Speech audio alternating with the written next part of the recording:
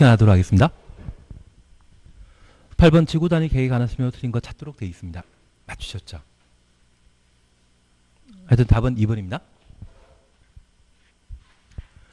2번 함께 보시면 도시 지역 외 지역을 지구 단위 계획구로 지정하려는 경우 아파트와 일주택의 건설 계획이 포함되어 있는 경우에는 그 단위 면적은 30만 제곱미터 이상 돼야 됩니다. 만약 초등학교 갖춰져 있다고 하면 10만. 아파트 일주택을 제외한 나머지 공장 개발 등을 목적으로 한다면 그때는 3만 제곱미터 이상입니다. 그래서 2번 답으로 해주시면 됩니다. 그리고 3번입니다. 시장 군수는 자연 취락지구 전부 또는 일부에 대해 지구 단위 계획구역 지정할 수 있다. 맞다, 틀리다. 예, 2번이 틀린 정답이니까 3번은 당연히 맞는 정답이겠죠. 우리가 잠깐 기억하실 것이 있습니다. 현재 지구 단위 계획구역은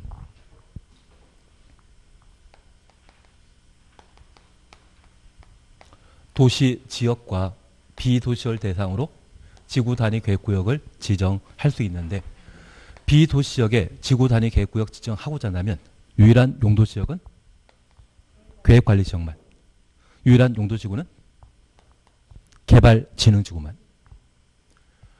그리고 폐지되는 용도지구의 행위자를 대체하기 위한 경우라면 비도시지역에 지구 단위 계획구역을 지정할 수 있는데 용도지역은 계획관리지역 하나만, 용도지구는 개발진흥지구만 가능하다라는 것 기억해 놓습니다.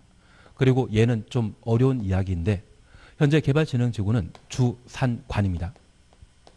그리고 특정개발진흥지구와 복합개발진흥지구가 가능한데 만약 비도시 지역에 주거개발진흥지구와 특정개발진흥지구 지정할 수 있는 용도지역 찾으라고 하면 계획관리지역 하나입니다. 그래서 나중에 우리가 주거개발진흥지구 지정할 수 있는 비도시지역 찾으라고 하면 뭐만? 계획관리지역. 특정개발진흥 지정할 수 있는 비도시지역 찾으라고 하면 어디만?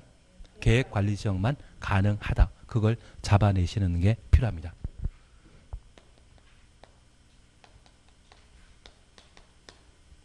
그리고 도시지역과 관련되어서는 지구 단위 계획구역으로 지정할 수 있는 곳과 지구 단위 계획구역을 지정하여야 하는 경우가 있는데 통상 도시지역에 지구 단위 계획구역 지정하고자 한다면 개발 사업이 예정되어 있는 땅은 지구 단위 계획구역으로 지정할 수 있습니다.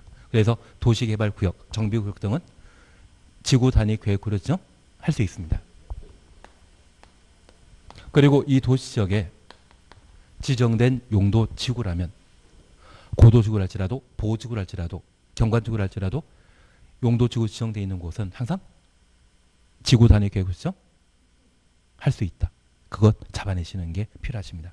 그래서 우리 용도지구는 종류가 가리지 않고 도시지역에 속해 있다면 지구 단위 계획구로 지정할 수 있다는 말 기억해 놓으시고 그리고 필수적 지정 대상과 관련되어서는 정택 10년, 시공록 30만이라는 말을 기억해 주시는 게 필요합니다. 이런 지구 단위 계획구역에는 3년 안에 지구 단위 계획을 결정하여야 하고 이 지구 단위 계획에는 반드시 포함될 필수사항이 총 5가지가 있습니다. 기반설의 배치 규모이죠. 그리고 나는 행위장과 관련된 건축제한, 건폐율, 용적률, 높이의 최저한도, 최고한도 충분히 기억한다. 그 5가지가 필수 사항이고 배형색건, 배치, 형태, 색채, 건축선, 임의사항이라는 것 기억해 놓습니다. 그리고 기환경의 환경은 임의사항에 해당된다는 걸 파악해 놓습니다. 그리고 이러한 지구 단위 계획으로 개발 사업을 촉진하기 위해 규제를 완화시켜주게 되면 도시지역의 경우에는 100, 120, 150, 200% 완화하고 비도시지역에는 주차장과 높이 제한을 뺀 건폐율 150, 용적률 200% 완화 가능하다라는 것 기억해 놓습니다. 그래서 계획관리지역을 지구 단위 계획으로 지정하면 원래 건폐율은 40, 원래 용적률은 100인데 1.5배 완화하면 60, 용적률은 200%까지 완화 가능하다라는 것 파악해 놓습니다. 그리고 효과 관련된 사항으로 실효에 관한 사항들을 각각 정리하시는 게 필요합니다. 3년, 5년이란 말 기억하시는 게 이쪽 일이 됩니다. 보통 지구 단위 계획은 하나 이상 시험 문제가 출제되기 때문에 이 정도 보시면 올해 출제될 내용들을 파악할 수 있을 겁니다. 특히 우리 기억하실 것으로 자연철학지구, 녹과농자에 취락정비하기 위해 정하는 것이 자연취락지구인데 특별히 녹지지역에 자연취락지구라고 하면 지구 단위 계획으로 지정할 수 있다. 그 정도만 파악해 주시는 게 필요합니다. 그리고 5번입니다. 정비구역에 시행되는 사업이 끝난 후 10년 지난 지역으로서 관계법률에 따른 관계법률부터 가로 열어놓습니다. 토지 이용과 건축에 관한 계획이 수립되지 않은 지역 가로해 놓습니다. 그리고 수립되어 있지 아니한 그걸 추천했습니다. 지구 단위 계획으로 지정하여야 한다. 그런데 우리가 기억하실 것은 지구 단위 계획과 관련되어서는 국토의 계획 및 이용에 관한 법률에서 다르고 관계법률은 국토계획법의 일반법이다, 특별법이다. 특별법입니다. 그래서 관계법률에서 토지 이용과 건축 계획을 따로 수립했다고 하면 그에 따르는 것이지 이 법에 따라 지구 단위 계획구역으로 지정하여야 한다. 대상 아닙니다. 그래서 지금 관계 법률에 따른 토지 이용과 건축에 관한 계획이 수립되어 있는 경우 지구 단위 계획으로 지정해야 한다. 이 말로 하면 틀린 점입니다. 관계 법률은 국토계획법과 비교하면 일반법이다, 특별법이다. 특별법이다. 제가 이렇게 틀린 점 만들게 되면 저는 욕먹습니다. 대신 출제하는 분들은 마음대로 할 수 있거든요. 그래서 이 5번도 출제하는 분들이 방금 오셨던 가로 했던 것들을 조정하게 되면 바로 틀린 주문이 쉽게 되어버립니다. 그래서 우리는 정택 10년만 기억하실 것이 아니라 관계 법률에 따른 계획이 수립되어 있지 아니한 지역 이 말도 이젠 확인할 때입니다. 그래서 제가 부탁드리는 것은 8번 정답 당연히 찾아 나가셔야 되고요. 그리고 3번에 관한 사항과 5번에 관한 사항도 각각 보시는 게 필요합니다. 9번입니다. 기반설과 그에 해당되는 연결로 틀린 거 찾도록 되어 있습니다. 답은 1번입니다. 수도, 하수도. 하수도는 하수 폐폐 재비라는 말 기억하게 되면 환경 기초 시설이라는 것 확인만 해놓습니다. 문제 없으시죠? 예, 그래서 답을 1번으로 해놓습니다. 10번입니다. 도시군 계획설 부지 매수 청구에 관한 설명을 드린 것 찾도록 되어 있습니다. 답은 5번입니다. 우선 1번과 관련되어서는 매수 청구 절차에 관한 사항으로 첫 번째 우리 기억하겠습니다. 매수 청구하면 몇 개월? 6개월 내 매수 여부 결정하여 토지 소유자에게만 통지한다. 특광시군에게도 통지한다. 특광시군에게도 통지하도록 되어 있습니다. 소유자에게만 통지하는 거 아닙니다. 특광시군에게까지 통지한다라는 것 기억해 놓습니다. 그리고 2번 도시군 계획설 채권이란 말 보셨는데 나는 채권 잘 알고 있다. 특히 도시군 계획설 채권, 도시군이란 말 추천하시면 누가 발행하는 자이다? 지방자치단체가 발행하는 겁니다. 도시군을 책임지고 있는 자는 지방자치단체이기 때문에 이 채권에 대해서는 지자체가 발행한다라는 것 확인하시고 상환기간은 10년 눈에 익혀놓습니다.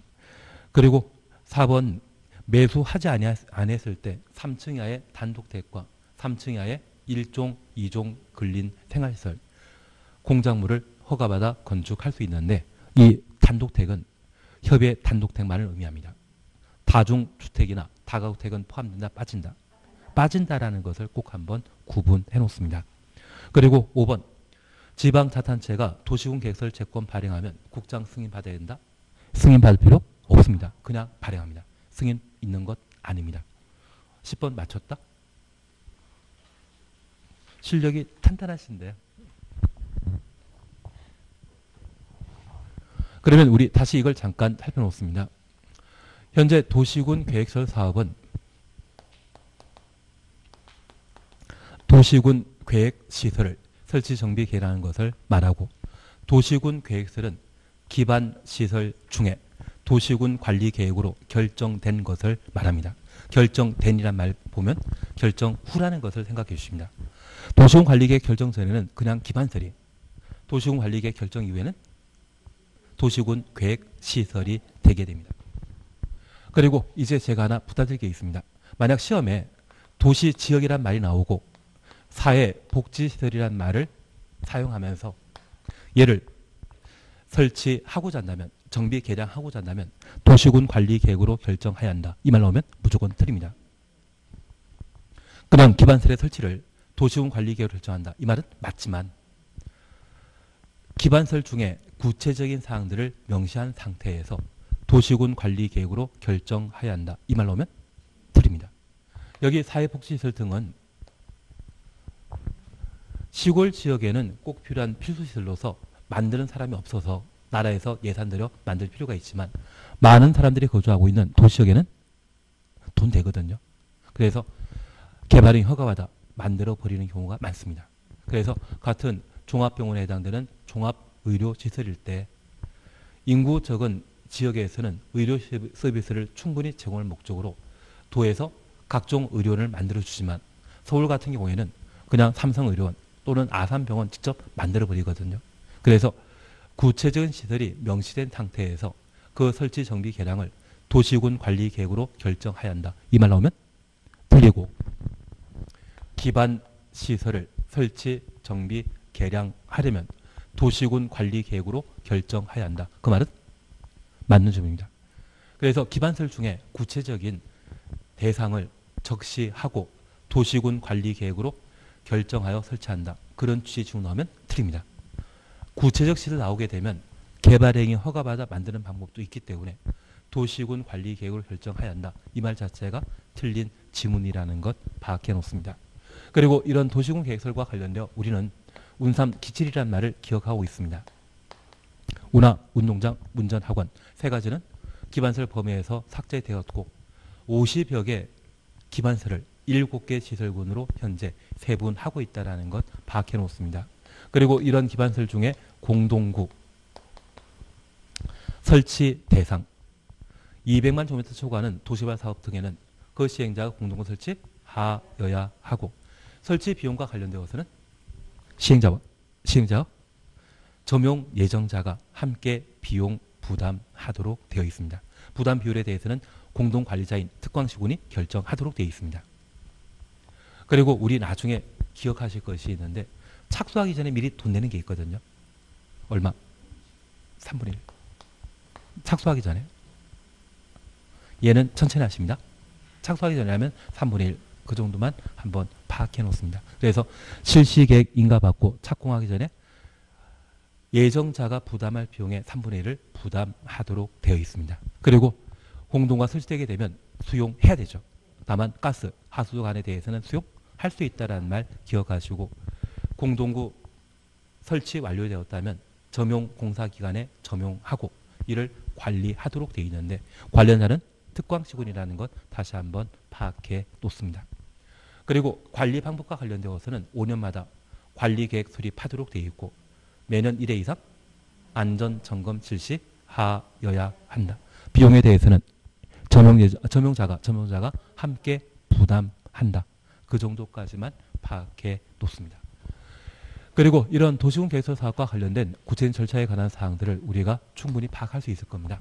도시군 관리 계획으로 입안하고 결정하고 결정된 이후에는 즉시 지형도면 작성하여 고시하고 3월 이내 단계별 집행계획을 수립하여야 한다. 단계별 집행계획 수립하는 자는 입안권자라는 거 기억하시고 지형도면 작성하는 자는 입안권자, 고시는 결정권자가 하게 됩니다. 특별히 단계별 집행계획과 관련되어서는 도시군 계획설 사업이 단계별 집행계획의 수립 대상이며 입안권자인 국토교통부 장관, 시도의사, 시장 군수가 3월 이내 단계별 집행계획을 수립하여야 하고 수립 시에 지방의회 의견 청취한다 안 한다 하고 관계 행정기관과의 협의한다 안 한다 합니다. 대신 주민 의견 청취, 공람에 관한 사항과 도시계획위원회 심의는 건너뛰는 것이죠. 그래서 지방의회 의견 청취와 협의에 관한 절차를 거쳐 단계별 집행계획을 수립하지 도시계획위원회 심의 거치는 것 없다라는 것. 주민 공람 절차 없다. 그래서 우리 공법상 주민 공람하지 않는 행정계획이 3가지 있는데 그중에 하나가 단계별 집행계획이고 기반설 부담구역 지정 후 1년 내 수립하는 기반설 실계획 수립 시에 주민 의견 정치하지 않고 개발법의 실시계획 수립 시에 주민 의견 정치 없습니다. 그 세 가지만 주민 의견 정치 없는 행정계획으로 각각 파악하시는 게 필요합니다. 절차 충분히 된 걸로 알고 있겠습니다. 그러면 이런 도시군 계획설 부지는 지형등을 고시하면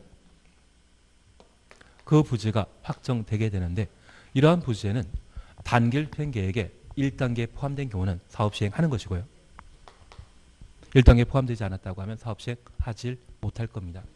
사업 시행하게 되면 2단계로서 시행자와 실시계획 나와야 되고 3단계에서는 수용, 공사 다 끝났을 때 공사 완료 공고하고 그 다음날 도시군 계획서를 사용하는 것이거든요. 반면 사업하지 않았을 때 도시군 계획설 부지에는 도시군 계획설 사업에 방해되는 건축물 등은 건축할 수 없다. 그래서 건축물과 공장을 설치할 수 없다라는 것 기억해 놓습니다.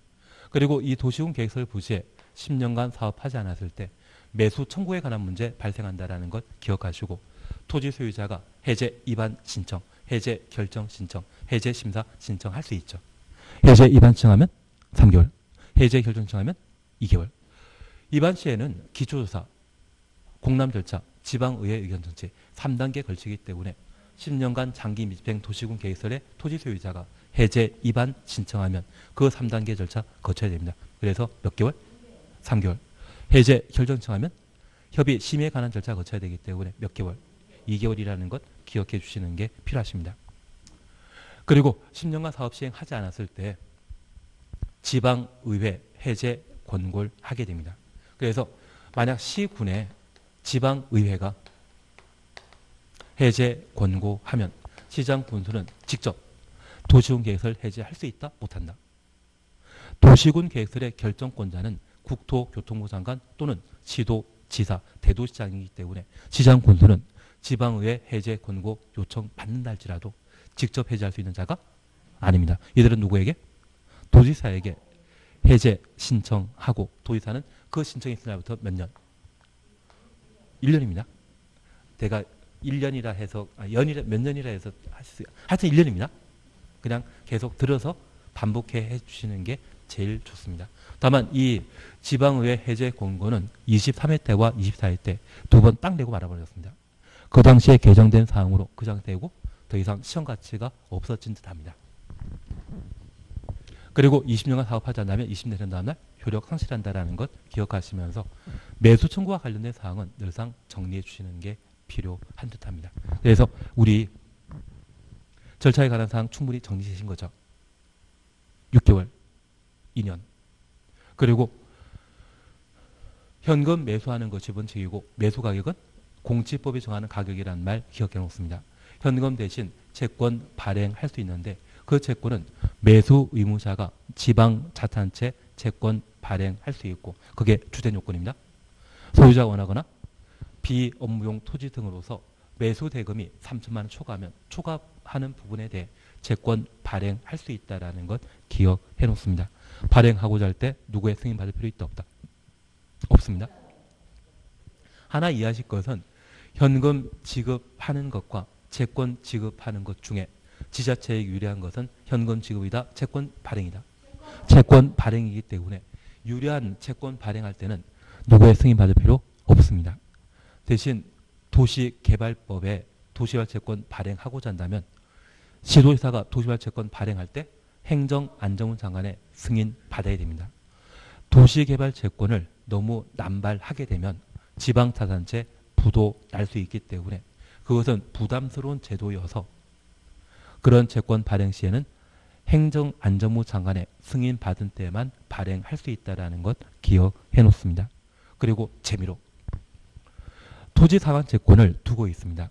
그 토지상환 채권은 수용 방식에 때만 발행 가능한데 수용 방식에는 사전 현금 보상하는 것이 원칙이거든요. 그 대신 사후 현물 보상하는 토지상환 채권 발행하고자 한다면 지정권자에게 승인 받아야 하고 주택법에서는 주택상환사채 있습니다. 주택공사 또는 등록사업자가 주택상환사채 발행하려면 국토교통부 장관의 승인 받아야 됩니다. 그래서 네 가지 채권 중에 승인 없이 발행할 수 있는 것은 뭐만? 도시군 계획설 채권만 가능하다라는 것 기억해 놓습니다. 예, 그렇게 한번 봐주시는 게 이쪽이 되게 됩니다. 11번입니다. 개발행 허가 제한에 관한 설명을 드린 것 찾도록 되어 있습니다. 답은 2번이죠. 기지개에 해당되게 되면 최장 5년. 이런 건 절대 틀릴 일이 없다. 그래서 답을 2번으로 해놓습니다. 다만 우리 이것 하나만 잠깐 기억해 놓습니다. 현재 개발행 허가 제한 지역과 관련되어서는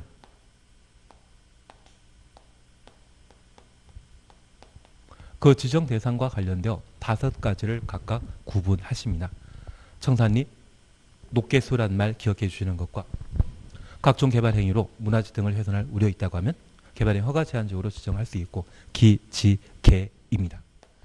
이러한 개발행 허가 제한 지역을 지정하고자 한다면 국토교통부 장관을 포함한 모든 행정청이 개발 행위 허가 제한 지역을 지정할 수 있는데 최초 지정 시에는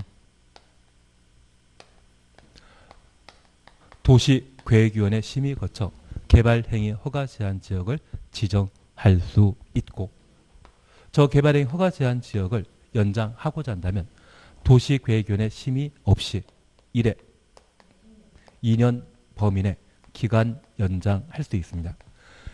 이렇게 연장할 수 있는 것은 기지계, 기반시설 부담구역과 지구단위계획구역, 도시군 기본계획이나 도시군 관리계획을 수립 중인 곳으로서 결정되었을 때 용도지역 변경이 크게 변경되는 경우가 있다면 크게 변경되어 개발행 허가 기준이 바뀔 곳이 있다면 1회 2년 범위 내 기간 연장할 수 있습니다.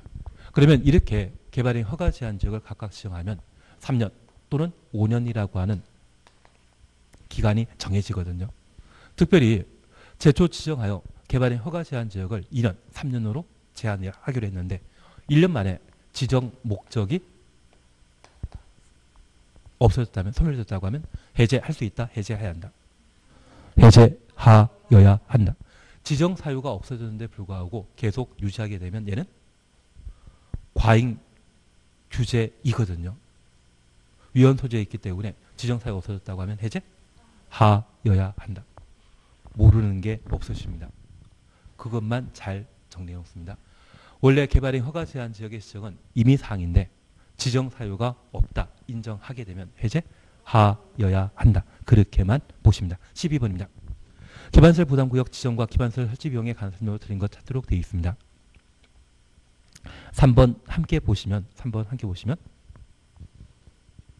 기반시설 부담구역 지정 고시일부터 1년 되는 날까지 기반시설 설치계획 수립하지 않으면 1년 되는 날 해제되는 것으로 본다. 뭔가 빠져있죠. 다음 날. 그래서 3번 틀린 것으로. 1번은 행위제한 완화 가로해 놓습니다. 행위제한이 완화되면 기반시설 부담구역 지정 하여야 한다. 그래서 나는 20%만 기억하고 있다?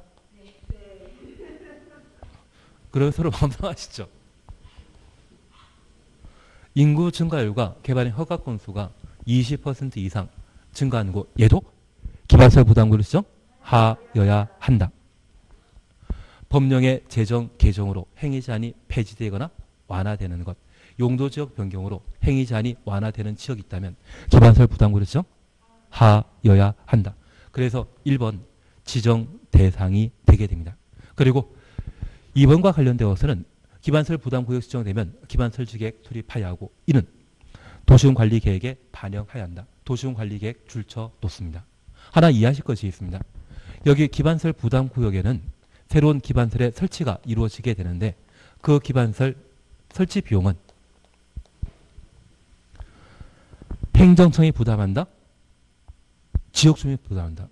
지역주민이 부담하게 됩니다. 그래서 지역주민이 부담하여 기반시설 설치하기로 결정했다고 하면 그것을 중복하여 국가 예산으로 설치할 필요 없죠. 그래서 기반 설치 계획이 수립되게 되면 그 내용은 기본 계획에 반영되는 것입니까? 관리 계획에 반영되는 것입니까? 관리 계획에 반영되는 겁니다. 취지 이해하시겠습니까? 그래서 기반시설 설치 계획이 수립되게 되면 그 지역 주민들이 스스로 돈 내어서 기반 설치하기로 확정되었기 때문에 그에 관한 기반시설을 중복 설치할 필요 없어. 그 내용을 도시군 관리 계획에 반영하여야 한다. 취지 조금 이해되신 겁니다. 그래서 2번 그런 의미에서 파악해 주셔야 됩니다. 그리고 4번은 기반설 설치 비용의 부과 대상인데 연면적 200제곱미터 초과는 신축, 증축이 그 부과 대상이라는 것 확인해 놓습니다. 그리고 5번 그냥 한번 봐놓습니다.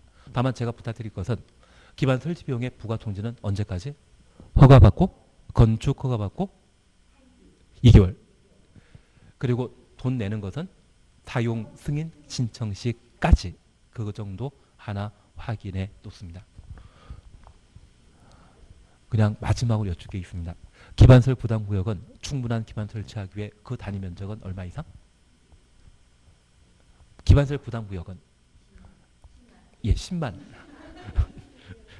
하여튼 다 나왔기 때문에 맞췄습니다. 하여튼 그래 그게 어디 있습니까? 10만. 기반설 부담구역은 충분한 기반 설치할 수 있도록 얼마? 10만 이상으로 할 것.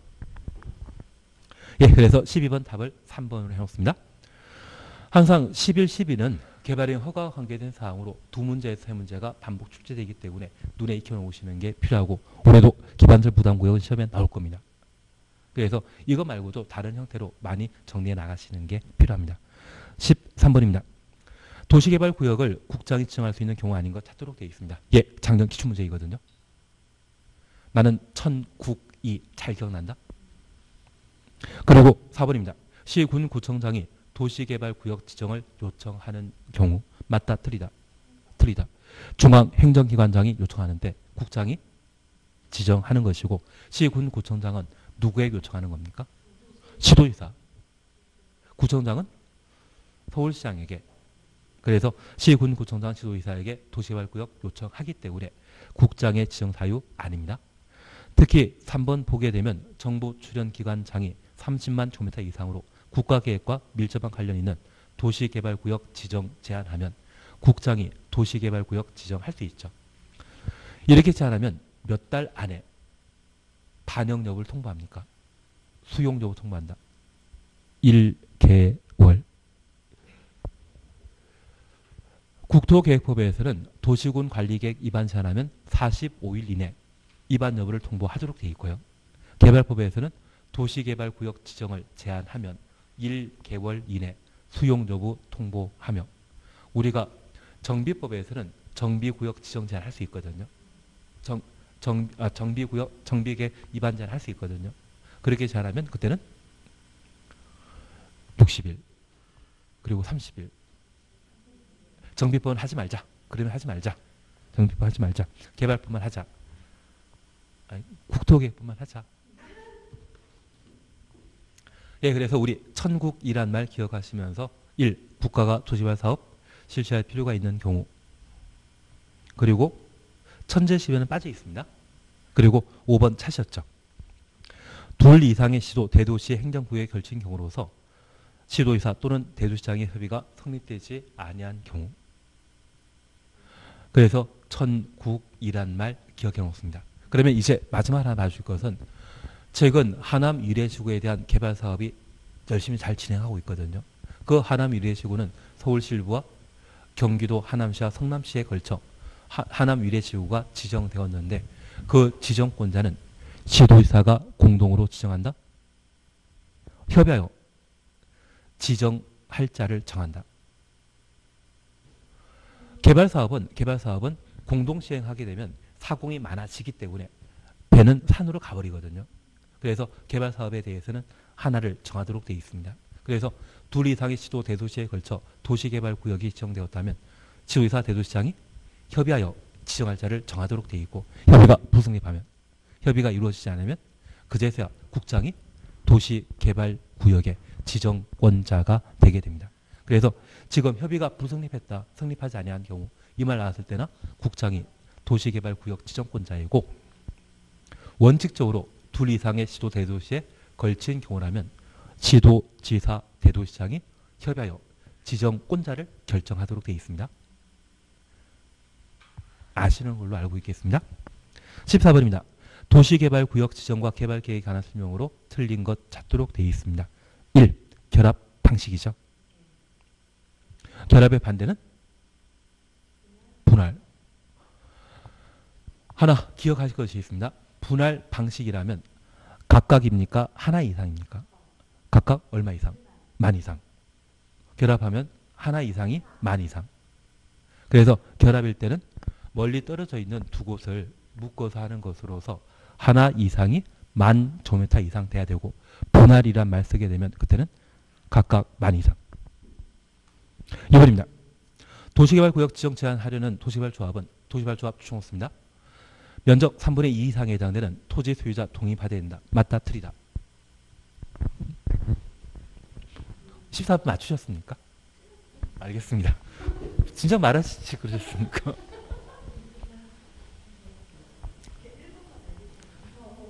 일본 알죠. 예. 제가 물어보지 않아가지고. 현재 도시개발 사업은 도시개발구역에서 이루어지게 됩니다. 저 도시개발구역 지정 고시하는 것이 도시개발 사업과 관련된 1단계 절차인데 이 개발구역을 지정하려면 개발계획을 수립하여야 합니다.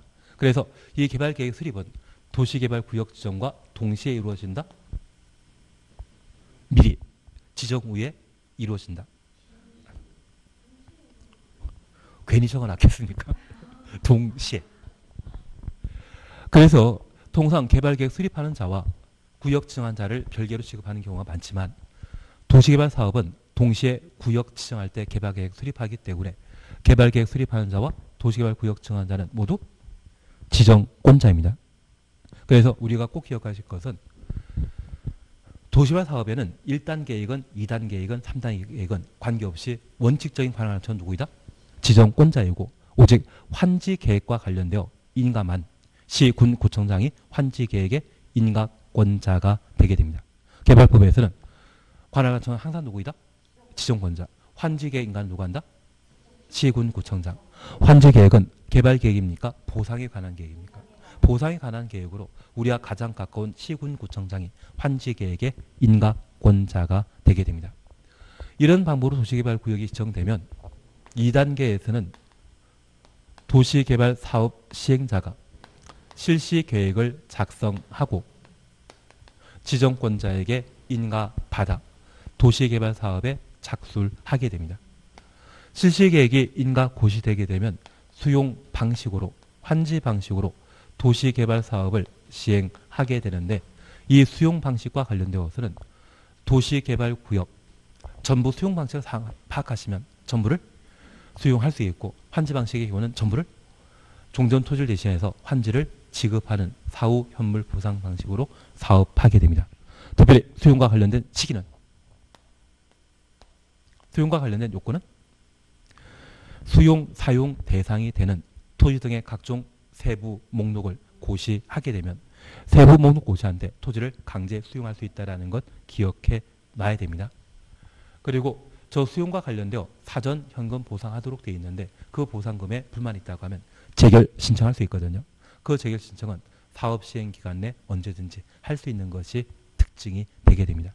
그리고 이 수용 방식으로 도시개발 사업이 완료되게 되면 공사 완료 공고 다음날 도시개발구역 지정은 해제된 것으로 본다. 그리고 환지 방식의 경우는 공사 완료되게 되면 종전 토지 소유자에게 환지할 보상할 땅이 똑같은 면적인지 같은 위치인지 확인코자 공람에 관한 절차를 거치고 아무런 이의 제기 없다고 하면 준공, 인가 등의 절차를 거쳐 공사 완료 공고하게 됩니다. 환지 처분은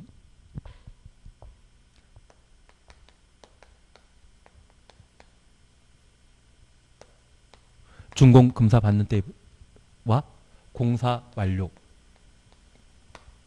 공고한 때를 기준하는데 우리가 잠깐 기억하실 것이 있습니다. 만약 시행자가 지정권자라고 하면 자기가 한 공사에 준공사 한다 안 한다? 안 합니다. 그래서 공사 완료 공고 한 때부터 60일 내 환지 처분하도록 되어 있고요. 만약 시행자가 지정권자 아니라고 하면 준공사 꼭 받죠. 준공사 한 때부터 얼마? 나는 이런 거 처음 본다?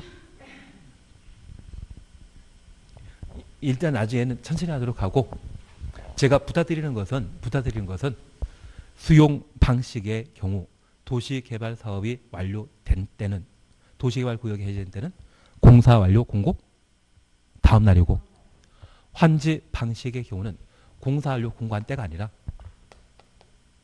환지 처분 공고된 날 다음 날에 도시개발구역은 해제되게 됩니다. 그러면 이 환지처분 공고 다음 날 종전 토지 소유자는 환지를 사후 현물 보상으로 소유권 취득하게 됩니다. 종전 토지는 계속 소유한다? 소멸해야 된다? 소멸해야 됩니다. 그래서 환지처분 공고 끝나는 때 환지처분 공고한 날 24시에 종전 권리에 대해서는 소멸하게 되고요. 다음 날 시에는 새로운 권리가 발생한다라는 것 파악해 놓습니다. 그래서 환지 방식은 환지처분 공고 다음 날 도시개발구역 지정은 해제되고, 수용 방식 때는 언제? 공사 완료 공고 다음 날? 뭔지 모르지만 그걸 먼저 파악해 놔야 됩니다.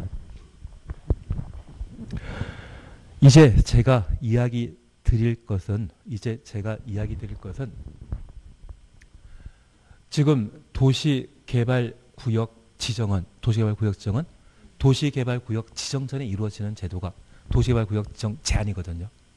그런데 그 사업 시행자와 관련되어 도시개발조합은 도시개발구역 지정된 이후 토지 소유자 7명 이상이 정관 등을 작성하여 지정권자에게 인가받아 조합이 설립되게 됩니다. 그래서 이 조합 설립은 도시개발구역 지정 후에 이루어집니다. 2단계 이루어집니다. 그래서 도시개발구역 지정 제한할 때는 조합은 있다 없다? 없습니다. 그래서 조합 아닌 토지 등의 소유자가 도시개발구역 지정 제한하고자 한다면 면적 3분의 2 이상의 토지 소유자 동의받아 제한할 수 있거든요. 나는 이런 거 잘 모르겠다. 그래서 조합은 1단계 만들어지는 것이다. 2단계 만들어진다. 2단계 만들어지는 겁니다. 그리고 두 번째입니다. 국가지방자치단체는 행정청이거든요. 행정청은 제한하는 자 2단이다.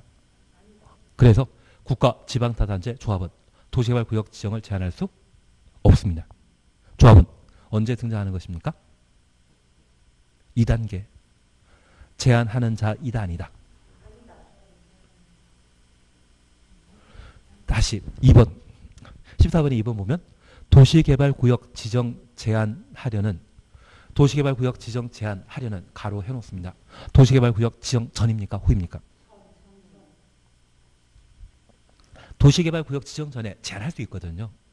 그런데 이 도시개발조합은 2단계 만들어집니다. 도시개발구역 지정 후에 만들어지는 게 조합이거든요. 조합은 제한할 수 있다? 없다? 그러면 되십니다. 그래서 답이 2번이 되게 됩니다. 도시개발조합은 구역 지정 이후에 만들어지는 것이지 제한할 수 있는 자가 못 된다. 그렇게만 다시 살펴놓습니다. 그리고 3번입니다. 수용 사용 대상이 되는 어업권. 우리는 양식업권도 기억납니다. 그게 이번에 추가되었거든요. 도시개발구역 지정한 후 개발계획 내용에 포함시킬 수 있다. 3번 맞다 틀리다. 잘 모른다. 그러면 잠깐 우리가 기억하실 것이 있습니다. 현재 개발계획 수립하는 자는 구역 지정과 동시에 이루어지기 때문에 누가 지정권자이다? 지정권자. 그리고 이 개발계획 수립 시기는 구역 지정과 동시에 이루어집니다. 다만 예외적으로 구역 지정 후 개발계획을 수립할 수 있는데 이러한 경우는 토지 가격이 급등하는 곳. 세종시처럼 도시개발계획을 공모전으로 설계 도면을 확보하고자 한다면 도시개발사업하는 곳이 먼저 정해져야 되거든요. 그래서 이런 경우는 구역 지정 후 개발계획 수립할 수 있습니다. 그중에 우리가 기억하실 것은 주상공의 면적이 전체 도시개발구역의 얼마? 주상공 몇 개입니까? 3개이기 때문에 몇 퍼센트? 30% 이하라고 하면 녹관농자는 70% 이상인 것으로서 구역 지정 후 개발계획 수립할 만하죠. 녹관농자는 도시개발구역 지정되면 땅값 그냥 올라간다? 급등한다? 15년 전쯤에 공인중개사 강의하시는 분이 계시는데 그분께서 강의 관두시고 연기군 쪽에 과수원 한 10만 평, 12만 평 구입하셨거든요. 싸게 구입하고 내려오셨는데 한 2, 3년 뒤에 갑자기 세종시 만들어진다고 발표해가지고 도시가 달라지던데요. 땅값은 그냥 제자리다 많이 올랐다.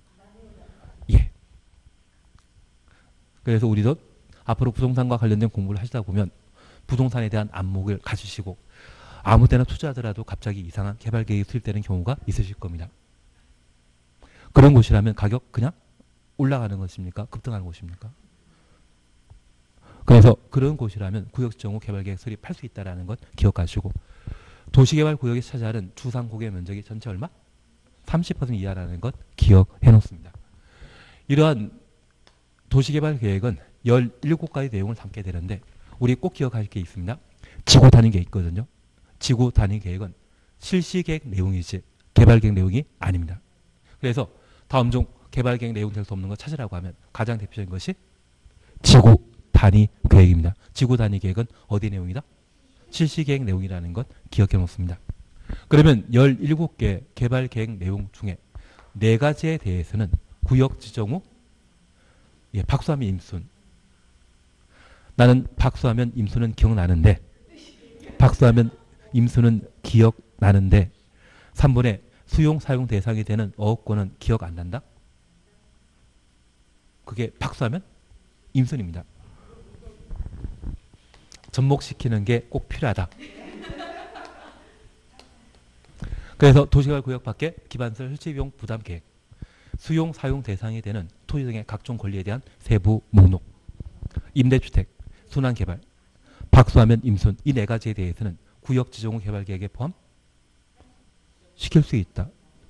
나는 박수 임순은 기억나는데 문제는 오면 잘 모른다. 몇 번 풀면 됩니다. 그리고 이 개발계획 내용에는 사업 시행 방식도 함께 포함되게 됩니다. 수용 방식에 대해서는 그냥 대신 환지 방식의 경우에는 토지 소유자 동의 받아야 되죠. 저 환지 방식의 경우는 토지 소유자 동의 받도록 되어 있습니다. 다만 사업 시행자가 국가, 지방, 자치단체인 경우는 동의받을 필요 있다 없다? 없다. 그걸 기억해 주시는 게 필요하십니다. 그러면 개발계획과 관련되어서는 다 하셨거든요. 시기 동시 구역 지정 후 천천히 개발계획 수립할 수 있는 경우 내용 17개인데 저 17개에는 지구 단위 계획 있다 없다? 없다. 박수 임순 기억나시고 환지 방식의 경우는 토지 소유자 동의 받아야 됩니다. 면적 3분의 2 총수 2분의 1 개발법에서는 면적 3분의 2 총수 2분의 1 기본이고 방금 보셨던 도시개발구역 지정제한시에는 면적 3분의 2만 2분의 1, 2분의 1도 있습니다. 지평동. 예, 그건 또 나중에 하시고. 앞자만 기억해도 그게 어디 있습니까? 예, 그래서 저렇게 해 놓는 겁니다.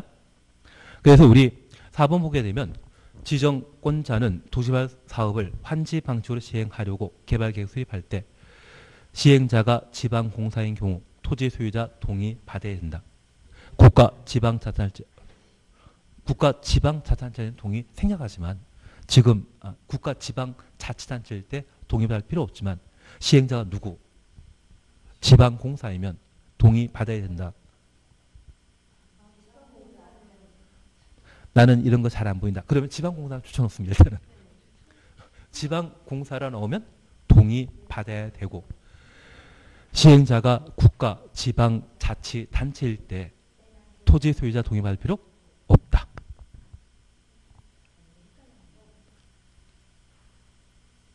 웬만하면 토지 소유자 동의는 공공은 다 생략하지만 개발계획, 환지 방식의 개발계획 수립할 때만큼은 국가, 지방, 자치단체인 때만 동의 생략한다라는 것 확인해 놓습니다. 5번 그냥 보시면 되죠. 15번입니다. 도시개발 조합에 관한 설명 틀린 것 찾도록 되어 있습니다. 답은 2번입니다. 미성년자도 도시개발 구역의 토지 소유자라면 조합의 임원 될 수 있다. 임원 자격은 의결권 있는 조합원. 조합원은 토지 소유자가 조합원 될 수 있거든요. 의결권 가진 조합원에는 미성년자는 포함된다, 빠진다. 빠진다라는 것 기억해 놓습니다. 그래서 답을 2번으로 해놓습니다. 1번 나는 잘 아시죠? 감사가 조합 대표한다라는 말 확인해 놓습니다. 그리고 3번 이해되는지 봐주십시오. 도시개발 사업에 대한 조합의 처분에 대해서는 법률에 특별한 규정이 있는 것을 제외하고 지정권자에게 행정심판 제기한다. 행정심판은 위법 부당한 행정처분에 대해 직권 상급 행정청에게 이의 제기하는 것을 행정심판이라 합니다. 그래서 도에 속해 있는 시장군수의 잘못된 행정처분에 대해서는 도의사에게 행정심판 제기하고 서울시장이나 세종시장의 잘못된 행정처분에 대해서는 장관에게 행정심판 제기하는데 도시개발조합의 조합 설립 인가는 누가 했습니까? 지정권자. 그래서 도시개발조합의 잘못된 처분에 대해서는 누구에게? 지정권자에게 행정심판 제기하도록 되어 있습니다. 3번 이해해 주신 겁니다. 그런데 우리 이거 잠깐 이해해 놓습니다. 도시개발조합의 처분에 대해 위법 부당한 때는 국장에게 행정심판 제기할 수 있다. 맞다 틀리다? 틀립니다. 도시개발조합의 위법 부당한 처분에 대해 시도지사에게 또는 대도시장에게 행정심판 제기할 수 있다. 맞다 틀리다? 틀립니다. 다 뭐 나야 된다? 하나 이해하실 것이 있습니다. 여기 국장이건 시도지사이건 대도시장이건 관계없이 이들이 도시개발구역을 지정한 때만 개발법에서는 관할관청이 되는 것이고 국토교통부 장관 지도지사 대도시장이라고 도시개발법의 관할관청 아닙니다. 이들이 뭐 한 때만?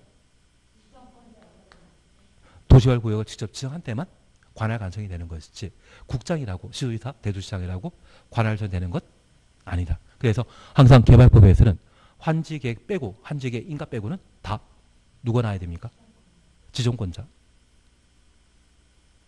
지정권자 나왔을 때만 옳은 지문이 된다고 밝혀놓습니다. 그래서 지금도 지정권자에게 행정심판 제기한다. 이래서 옳은 지문이 되는 것이지 만약 시도지사 대도시장에게 행정심판 제기할 수 있다. 이 말 나오면 바로 틀린 겁니다.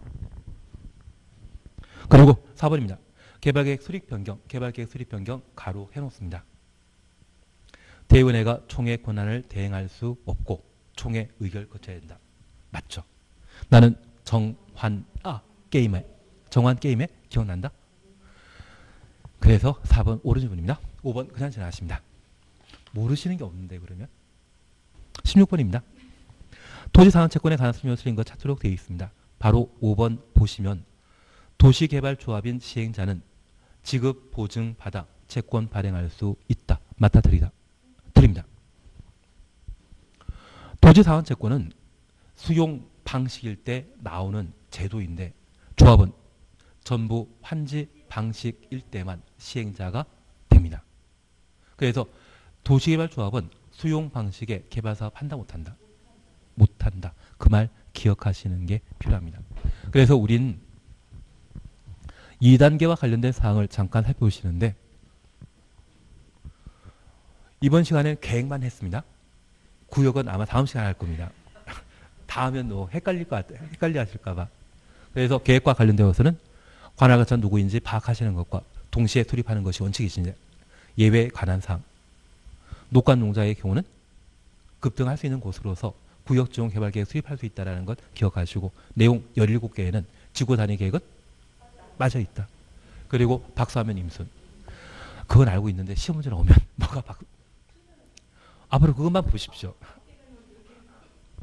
나중에 그걸 모르면 기출문제나 아니면 우리 문제 풀어봤던 것에서 그 파트만 찾아가지고 한번 단련해 보시는 게 필요하십니다.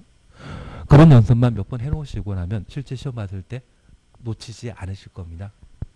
그리고 마저 우리 기억하시는 게 환지 방식과 관련되어서는 토지 소유자 동의 받아야 된다. 국가 지방자치단체가 시행자인 때는 동의 받을 필요 없다. 이제 시행자와 관련된 사항만 잠깐 정리하고 쉬었다 할 겁니다. 현재 도시개발 사업은 돈 있는 자가 할 수 있습니다. 이번에 정부에서는 추경 100조 발행한다는 이야기 들지 않으셨습니까? 4차 추경인지 3차 추경인지 모르겠지만 또 100조 부채 국채 발행한다는 이야기 있더라고요. 그러면 현재 국가는 도시화 사업할 수 있는 능력이 있다 없다? 돈 없는 사람입니다. 그래서 이 도시화 사업 시행자는 법이 정하고 있는 법정 자격 같은 자 중에 돈 있는 자를 지정권자가 도시화 사업 시행자로 지정하여 개발 사업을 맡길 수 있는데, 만약 사업 시행 방식이 전부 환지 방식이라면 토지 소유자 또는 조합을 지정권자가 도시화 사업 시행자로 지정하게 됩니다. 전부 환지 방식이라면 사업 잘 된다, 망한다? 망한다. 망할 방식을 개발 계획에 반영했다고 하면 그 이해 관계인이 망해야지 엉뚱한 사람 끌어들여서 망하게 하면 안 되지 않겠습니까? 그래서 전부 환지 방식의 경우는 누가? 소유자 또는 조합이 도시화 사업 시행을 하게 되고, 특별히 지방자치단체 등을 사업 시행자로 우선 지정할 수 있습니다. 나는 지, 병, 동 기억난다?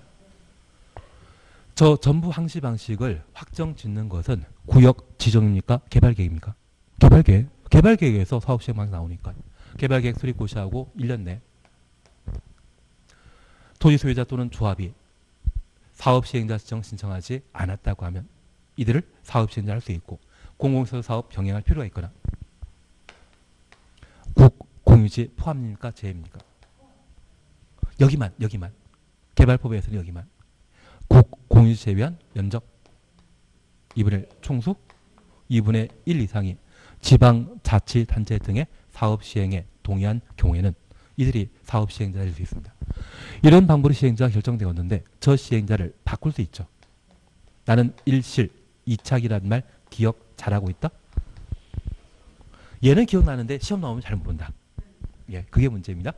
구역 지정 고시일부터 1년 내 실시계 인가 신청하지 아니하거나 실시계 인가 받고 공사에 착수하지 아니한 경우, 사업 시행자 부도 파산한 경우, 실시계 인가 사업 시행 지정이 취소된 경우에는 시행자 변경 사유입니다. 그 대표적인 것이 뭐다? 일실 이착. 그리고 이 시행자와 관련되어 최근 시험에 잘 나오는 것이 대행. 대행은 누가? 공공이 주택 설계 분양을 주택건설사업자에 맡기면 대행. 위탁은 시행자가 철도, 항만 건설 사업을 병행할 필요가 있다고 하면 그 철도공사에게, 고수를 하면 도로공사에게 일 맡기는 것을 뭐라 한다? 위탁. 그러면 이 대행은 누가 하는 것입니까? 공공이 주택건설사업자에게. 위탁은 누가 하는 것입니까? 시행자가 누구에게? 공공에게 일 맡기는 것을. 그리고 나는 신탁이라는 말 잘 기억난다? 누가? 민간이 신탁업자에게 이럴 때는 지정권자 승인 받아야 되죠. 뭔지 잘 모른다. 나중에 다시 한번 문제 많이 풀어본다. 앞으로 계속 풀면 되시죠.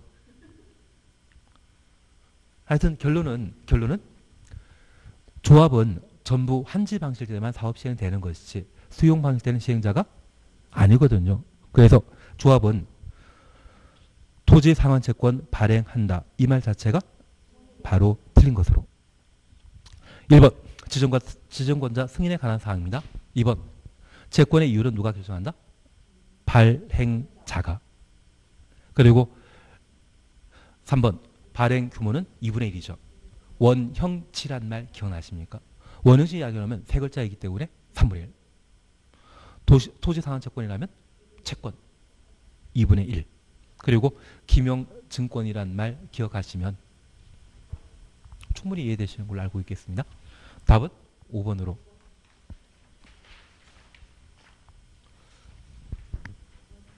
그리고 쉬었다가 하십니다.